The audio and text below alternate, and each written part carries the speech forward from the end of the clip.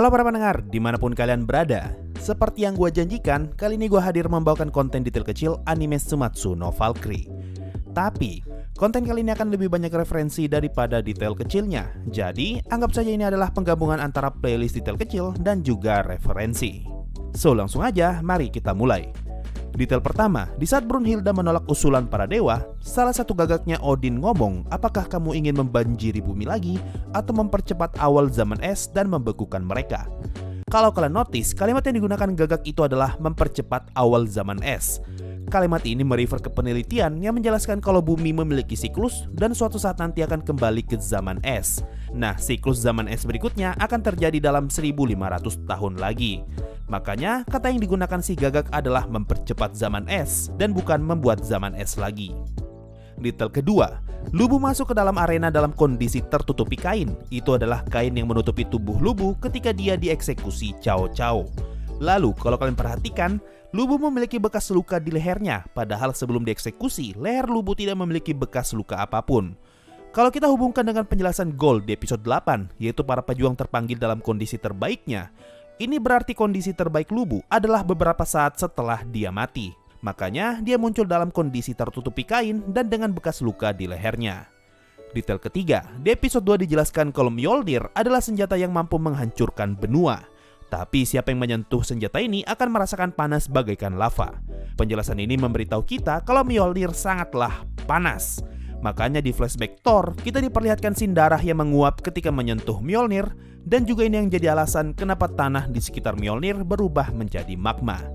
Selain itu, ketika bangkit, Mjolnir mengeluarkan aura yang sangat panas. Saking panasnya, membuat para penonton manusia berkeringat. Tapi di sisi penonton dewa, mereka sama sekali tidak terpengaruh dengan aura panas itu. Ini adalah salah satu detail kecil yang memperlihatkan perbedaan para penonton dewa dan para penonton manusia. Detail keempat, di saat Lubu menghancurkan sarung tangan Thor, benda itu hancur berkeping-keping. Lalu di saat Thor melepas sarung tangannya, ternyata benda itu sangatlah berat. Nah, alasan kenapa sarung tangan itu bisa hancur berkeping-keping dan ternyata sangat berat, karena dalam mitologi Nordik, item itu bukanlah sarung tangan biasa, melainkan sarung tangan besi. Jadi, meskipun sarung tangan itu terlihat elastis, sebenarnya itu adalah sarung tangan besi. Detail kelima, ini adalah detail visual yang cukup konsisten. Semua kekuatan yang berkaitan dengan Valkyrie pasti akan menggunakan efek cahaya berwarna hijau. Mulai dari Brunhilde yang mengeluarkan buku, lalu ketika Brunhilde memperlihatkan daftar peserta, lalu di saat dia memanggil para Valkyrie, lalu di saat para Valkyrie berubah menjadi senjata, dan juga layar HP Brunhilde pun berwarna hijau. Sedangkan para dewa identik dengan cahaya biru seperti layar HP-nya Hermes dan juga lingkaran sihir Heimdall ketika dia mendapatkan panggilan. Selain itu, ketika Brunhilde mengakses Akashic Record, layar HP-nya pun berubah menjadi biru. Detail keenam, ini adalah beberapa detail tentang serangannya Thor, yaitu Geirot Thor Hammer. Pertama, si gagak ngomong kalau ini adalah serangan yang Thor gunakan sekali ketika dia bertarung melawan Jormungandr. Dalam mitologi Nordik, Thor berhadapan beberapa kali melawan Jormungandr hingga akhirnya Thor berhasil membunuh ular itu. Karena si gagak ngomong kalau Thor hanya menggunakan serangan ini sekali saja, ini berarti Thor berhasil membunuh Jormungandr dalam satu serangan ini. Nah, karena serangan ini terbukti sangat kuat hingga mampu membunuh ular dunia Jormungandr, ini menjelaskan kenapa para dewa terlihat percaya diri ketika Thor menggunakan serangan ini. Logikanya, kalau ular dunia saja mati, apalagi kalau hanya sekedar manusia biasa. Makanya mereka terlihat sangat sombong karena mereka yakin kalau Lubu pasti mati dalam serangan pertama. Tapi prediksi mereka meleset karena Lubu ternyata berhasil menahan serangan yang bahkan mampu membunuh ular dunia. Akan tetapi, tubuh manusia Lubu tidak mampu menahan dampak serangan itu seutuhnya hingga menyebabkan kakinya patah. Kedua, nama Geirot Thor Hammer diambil dari referensi prose Edda yang bercerita tentang duel antara Thor melawan Geirot.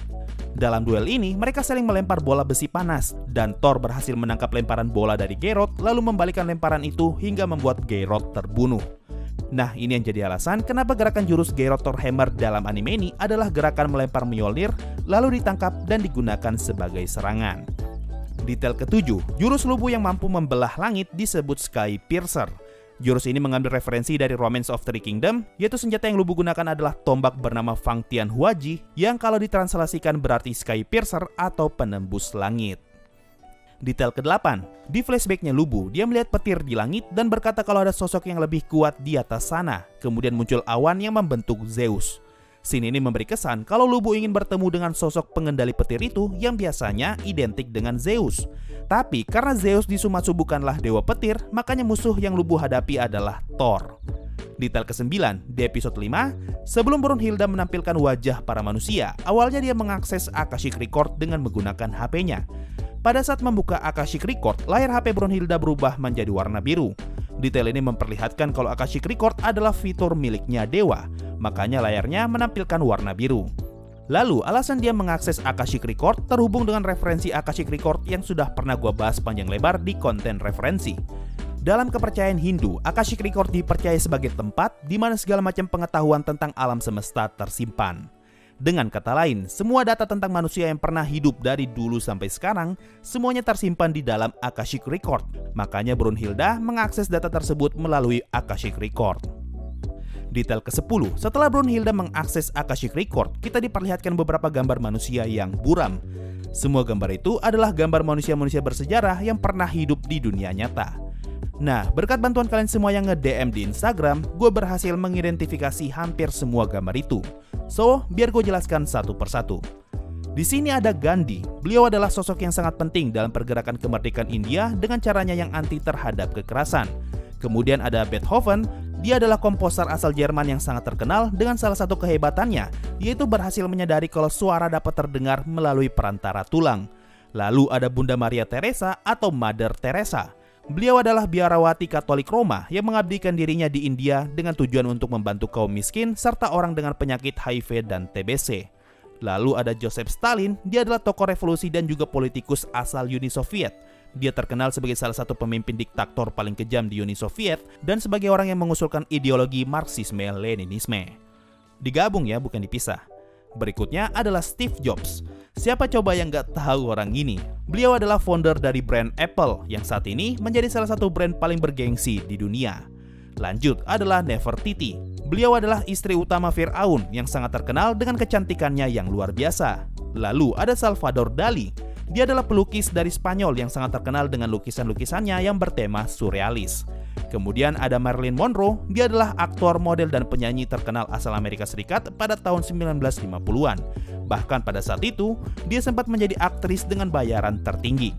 Lalu ada Sakamoto Ryoma, dia adalah politikus sekaligus pengusaha yang memimpin gerakan untuk menggulingkan kekuasaan Shogun Tokugawa. Lalu ada Albert Einstein, sosok yang sangat terkenal berkat pemikirannya yang jenius, dan dia adalah orang yang mengembangkan teori relativitas. Lalu ada Che Guevara, ini adalah sosok yang paling banyak diketahui mahasiswa, terutama aktivis, di mana beliau adalah salah satu aktor utama revolusi Kuba. Dan yang terakhir adalah Abraham Lincoln. Beliau adalah Presiden Amerika ke-16 yang berhasil menghentikan perang saudara di Amerika dan dikenal sebagai Bapak Demokrasi. Nah, itu tadi semua sosok yang muncul dalam gambar ini. Sekarang yang tersisa adalah satu orang yang ada di sebelah kiri dan satu orang yang ada di paling atas. Kalau berdasarkan komik, kemungkinan orang paling atas adalah sosok dengan kacamata di gambar ini. Nah, banyak dari kalian yang ngomong kalau gambar ini mirip John Lennon. Lalu kalau gambar paling kiri, kalau dilihat dari model rambut, mungkin saja dia adalah Elvis Presley. Gimana menurut kalian? Apakah dua orang itu beneran John Lennon dan Elvis Presley? Kalau menurut gue sih John Lennonnya udah fix ya, cuma Elvis Presley-nya nih yang belum. Lanjut, detail ke-11. Ketika pertarungan Adam lawan Zeus, salah satu penonton di sisi manusia adalah Michelangelo. Dia adalah seniman terkenal asal Italia yang membuat lukisan penciptaan Adam. Makanya dia menyebut Adam sangat indah dan menangis ketika melihat Adam. Detail ke-13, di saat Hermes bermain biola, dari sisi penonton kita diperlihatkan Bach dan Mozart. Karena Mozart adalah muridnya Bach, makanya di sini dia memanggil Bach dengan panggilan Bach Sensei. Kemudian, mungkin yang satu ini kebetulan, tapi mungkin juga tidak. Kalimat Bach yang ngomong, ini benar adalah karyaku, Air on the G-String, tapi aku belum pernah mendengar yang seindah ini seumur hidupku. Nah mungkin ya, mungkin. Kalimat ini punya dua makna. Makna pertama, ingin memperlihatkan sehebat apa permainan biola Hermes sampai-sampai membuat Bach terpesona. Tapi, gua rasa ada makna kedua, yaitu kalimat ini mengambil referensi dari sosok August Wilhelm yang mengubah sedikit karya Bach, yaitu Air on the G-String, sehingga terdengar lebih romantis. Nah, karena August Wilhelm hidup 120 tahun setelah Bach, makanya Bach tidak pernah tahu kalau karyanya, yaitu Air on the G-String dalam tanda kutip, bisa diubah menjadi lebih baik. Keadaan inilah yang menjadi referensi dari kalimat Bach tadi, yaitu aku belum pernah mendengar yang seindah ini seumur hidupku. 14. Coba perhatikan ekspresi Hermes ketika Adam memperlihatkan senjatanya. Dari ekspresi itu, kita bisa berasumsi kalau Hermes merasa lucu karena Adam menggunakan senjata jarak dekat untuk menantang Zeus. Padahal kemampuan terbaik Zeus adalah pertarungan jarak dekat. Ini sama saja seperti bunuh diri karena menantang sang dewa terkuat di bidang yang paling dia kuasai. 15. Brunhilde ngomong kalau kelahiran Adam adalah awal mula manusia. Lalu dia juga ngomong kalau Tuhan menjadikan manusia sebagai tiruan dirinya. Itulah kekuatan Adam, refleksi ilahi. Kalimat ini bisa menjelaskan dua hal. Pertama, sama seperti di anime, karena Adam dibuat sebagai tiruan Tuhan, maka dia bisa meniru kemampuan dewa. Tapi hanya sekedar meniru tidak akan cukup untuk membuat Adam menang. Makanya di awal kalimat, Adam disebut sebagai awal mula manusia. Kalimat ini menjelaskan kalau Adam akan selalu lebih awal daripada apapun. Sehingga bukan cuma meniru, tapi dia juga bisa lebih cepat sepersekian detik dari apa yang dia tiru. 16. Ketika flashback, Zeus ngomong kalau dia tidak mampu melihat serangan terakhir ayahnya. Ini artinya Kronos mampu memukul Zeus sebelum dia mati. Nah, bekas pukulan itu bisa kita lihat di dagunya Zeus yang terluka dan tangan kiri Kronos yang berdarah. Kemudian, ketika Zeus menggunakan serangan terkuatnya, yaitu tinju yang melampaui waktu, narator ngomong kalau serangan itu dinamai atas penghormatan Zeus kepada ayahnya. Nah, dalam mitologi Yunani, Kronos dan Kronus sempat dianggap sebagai satu entitas yang sama, yang mana Kronos adalah dewa waktu dan Kronus adalah salah satu titan pertama sekaligus bapaknya Zeus. Nah, karena narator ngomong kalau serangan Zeus dinamai atas penghormatan kepada ayahnya, ini berarti Shumatsu menggunakan referensi di mana Kronus dan Kronos adalah satu entitas yang sama. Jadi, karena ayahnya Zeus di sini adalah dewa waktu alias Kronos, maka nama serangannya adalah tinju yang melampaui waktu. 17. Di saat melihat kekuatan Adam, Ares ngomong, meskipun aku berlatih 1000 tahun ke depan, aku tidak akan bisa mengalahkan Adam. Kalimat ini adalah callback ke episode 1, di mana setiap 1000 tahun, para dewa akan melakukan penilaian terhadap umat manusia. Jadi mungkin saja akan ada duel lagi di 1000 tahun yang akan datang. Jadi meskipun Ares berlatih keras untuk duel berikutnya, dia tetap tidak akan bisa menang melawan Adam. 18. Dua ekor burung gagak yang bertengger di bahunya Odin, kalau dalam mitologi Nordik disebut Hugin dan Munin. Mereka adalah sepasang burung gagak yang terbang mengelilingi dunia dan membawakan informasi untuk Odin. 19. Hermes menjelaskan kalau kedalaman dewa laut masih menjadi misteri bahkan bagi para dewa sekalipun. Ini berarti analogi kekuatan Poseidon adalah laut yang dalam. Makanya ketika Sasaki berhasil menyerang Poseidon, analogi yang digunakan adalah pedang yang berhasil mencapai dasar laut. Inilah yang jadi alasan kenapa Sasaki bisa menang melawan Poseidon. 20. Semua serangan yang Poseidon gunakan mengambil referensi dari nama-nama perempuan yang memiliki hubungan dengan dirinya. Di episode 10, Poseidon menggunakan serangan Amprifit, yang mana dalam mitologi Amprifit adalah nama istrinya. Di episode 11, Poseidon menggunakan serangan Kione Tyro Demeter. Nama Kione sepertinya diambil dari Alkyone yang memang memiliki hubungan dengan Poseidon. Lalu nama Demeter juga memiliki hubungan dengan Poseidon. Poseidon juga sangat tertarik dengan Tyro meskipun Tyro sudah memiliki suami. Kemudian di episode 12, Poseidon menggunakan serangan bernama Medusa Alope Demeter. Diceritakan kalau Poseidon pernah memperkosa Medusa dan Poseidon juga pernah selingkuh dengan Alope yang adalah cucu perempuannya. 21. Kojiro menyebut senjatanya dengan nama Monohashizao. Nama ini mengambil referensi dari pedangnya di dunia nyata yang memang diberi nama Monohoshizao. Dan detail terakhir, setelah melihat kematian Poseidon, Loki ngomong kalau ini bukan lagi lelucon. Nah, kalimat ini adalah callback ke episode 1, di mana narator menjelaskan kalau aturan tentang Ragnarok hanyalah sekedar formalitas dan sengaja dibuat sebagai lelucon para dewa. So, itu tadi semua detail yang berhasil gue temukan setelah maraton beberapa kali. Sama seperti konten detail kecil Your Lie in April, tidak banyak detail visual yang bisa gue temukan dalam animenya, melainkan justru lebih banyak referensi yang tersebar dalam anime ini. So, mungkin itu saja untuk video kali ini. Makasih semua yang sudah mendengarkan sampai di titik ini. Sampai jumpa di video berikutnya, dan bye-bye. Yo, waktunya Saweria. Ada dari nama tidak boleh kosong, Sasuga Ain sama. Ada dari tadi, makasih buat rangkuman referensi Shigatsunya bang, keren banget. Sama-sama. Dan terakhir ada dari Beruang, Sensei Shigatsu wa Kimi no Uso sudah. Piano no mori dong sekalian, hehe. Nanti ya, gua nggak janji. So, itu tadi dari Saweria. Makasih semua yang sudah donasi dan gabung jadi membership. Thanks a lot and bye-bye.